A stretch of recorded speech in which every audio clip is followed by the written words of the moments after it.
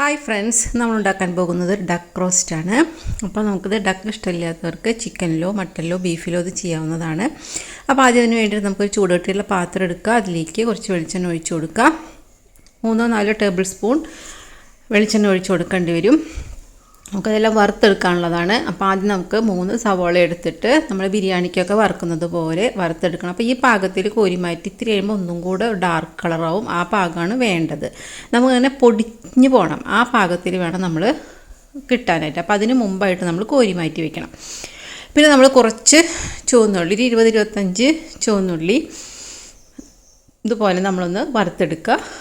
30-40 അല്ലിയോളം വെളുത്തുള്ളിയും നമ്മളിതുപോലെ വറുത്തെടുക്കണം. കാരണം നമുക്കിതെല്ലാം നമ്മൾ കറി വയ്ക്കുമ്പോൾ ഗ്രേവിയിലേക്ക് ചേർന്ന് പോകണം. അപ്പോൾ അതെല്ലാം വറുത്തെടുക്കണം. അതുപോലെ 1.5 ഇഞ്ച് നീളത്തിലുള്ള കഷ്ണം ഇഞ്ചിയും വറുത്തെടുക്കുക.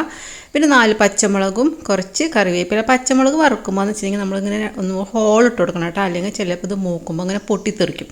അപ്പോൾ അതുകൊണ്ട് 2-3 ഹോളിടുകയോ ഒന്ന് കീറുകയോ ചെയ്തിട്ട് വേണം നമ്മൾ പച്ചമുളക് വറുത്തെടുക്കാൻ. പിന്നെ നമ്മൾ 3 തക്കാളി ഇങ്ങനെ നടുമുറിച്ച് വറുക്കണം, അല്ലെങ്കിൽ അതിലേക്ക് കുഴഞ്ഞു പോകും എണ്ണയിൽ. അങ്ങനെ കുഴഞ്ഞു പോകാതിരിക്കാൻ നമുക്ക് ഈ രീതിയിൽ തിരിച്ച് മറിച്ചിട്ടിട്ട് ഒന്നിങ്ങനെ വറുത്ത് കോരാം.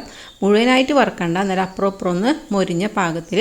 പിന്നെ 1 ടേബിൾ സ്പൂൺ മുളക് പൊടി, 1 ടേബിൾ സ്പൂൺ മല്ലിപ്പൊടി, 1 ടീസ്പൂൺ മഞ്ഞൾപ്പൊടി, പിന്നെ 1.5 ടീസ്പൂണോളം ഗരം മസാലയും കൂടി ചേർത്ത് അതും ഒന്ന് വറുത്തെടുക്കണം. അപ്പോൾ അത് കരിഞ്ഞു പോകാതിരിക്കാനായിട്ട് നമുക്ക് കുറച്ച് വെള്ളം ചേർത്ത് കൊടുക്കാം. അല്ലെങ്കിൽ ഇത്ര ചൂടായി കിടക്കുന്ന പാത്രം ആയതുകൊണ്ടും എണ്ണയും നല്ല ചൂടായതുകൊണ്ടും നമ്മൾ ചേർത്തതും ചിലപ്പോൾ അത് കരിഞ്ഞു പോകും. ഇനി നമ്മൾ ഒരു ചട്ടി എടുക്കുക. ചട്ടിയിലാണ് ഇത് ഉണ്ടാക്കേണ്ടത്. നമ്മൾ ഈ വറുത്ത് വെച്ചിട്ടുള്ള എല്ലാ കാര്യങ്ങളും, അതായത് സവോള, ഇഞ്ചി, വെളുത്തുള്ളി, പച്ചമുളക്, തക്കാളി, മസാലകൾ, കറിവേപ്പില എല്ലാതും ചേർത്ത് കൊടുക്കുക. ഉപ്പും ചേർത്തിട്ട് കൈ വെച്ച് മിക്സ് ചെയ്യണമെങ്കിൽ കൈ വെച്ച് മിക്സ് ചെയ്യാം, അല്ലെങ്കിൽ സ്പൂൺ വെച്ച് മിക്സ് ചെയ്തിട്ട് അതിലേക്ക് നമ്മുടെ 1/2 കിലോ ഡക്ക് ചേർത്ത് കൊടുക്കാം. അല്ലെങ്കിൽ ചിക്കൻ ആണെങ്കിൽ ചിക്കൻ 3/4 കിലോ, 1 കിലോയ്ക്കൊക്കെ ഇത്രയ്ക്കും മസാല മതി കേട്ടോ. 1 കിലോ വരയ്ക്കും ഇതേ മസാല മതി.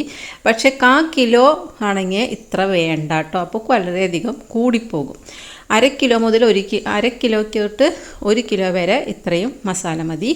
ഇനി നമ്മൾ നന്നായി മിക്സ് ചെയ്യുക. തിളച്ച് കഴിയുമ്പോൾ കുറഞ്ഞ തീയിൽ വേവിക്കുക. നമ്മൾ ഏകദേശം 1 മണിക്കൂർ 1.5 മണിക്കൂർ വേണം കേട്ടോ. ചിലപ്പോൾ ഇത് വെന്ത് കിട്ടാൻ അത് ഇതിൻ്റെ മൂപ്പനുസരിച്ചിരിക്കും. ഇപ്പം ഞാനിപ്പോൾ 1.25 മണിക്കൂർ വേവിച്ചപ്പോഴാണ് ഇത് വെന്ത് കിട്ടിയത്, കുറഞ്ഞ തീയിൽ. പക്ഷെ ഇങ്ങനെ നമ്മൾ കുക്കറിൽ വേവിക്കാതെ ഈ രീതിയിൽ വേവിക്കുമ്പോഴാണ് നമുക്ക് ശരിക്കും പറഞ്ഞിട്ടുണ്ടെങ്കിൽ ഡക്കിൻ്റെ ശരിക്ക് ടേസ്റ്റ് കിട്ടുക. അപ്പോൾ വെന്ത് കഴിഞ്ഞാൽ നമുക്ക് കുറച്ചുകൂടെ കറിവേപ്പില, പിന്നെ നമ്മൾ വറുത്തച്ചിരിക്കുന്ന കുറച്ചുകൂടെ സവോള, കുറച്ച് കുരുമുളക് പൊടി, കുറച്ച് ഗരം മസാല, ഇതെല്ലാതും ഒന്ന് ഫ്ലേവർ കിട്ടാൻ വേണ്ടിയിട്ട് നമ്മൾ ചേർത്ത് കൊടുക്കുക. പിന്നെ അവസാനം മല്ലിയില, ഇതെല്ലാതും കൂടി ചേർന്ന് ഒന്നുകൂടെ ഒന്ന് തിളച്ച് കഴിഞ്ഞാൽ നമുക്കത് ഓഫ് ചെയ്യാവുന്നതാണ്. ഈ കറി ഇങ്ങനെ ഇരിക്കും തോറും നല്ല രുചി കൂടി വരുന്ന കറിയാണ്. എല്ലാവരും അടിപൊളിയായിട്ട് ട്രൈ ചെയ്ത് നോക്കുക. നല്ല സൂപ്പർ കറിയാണ്.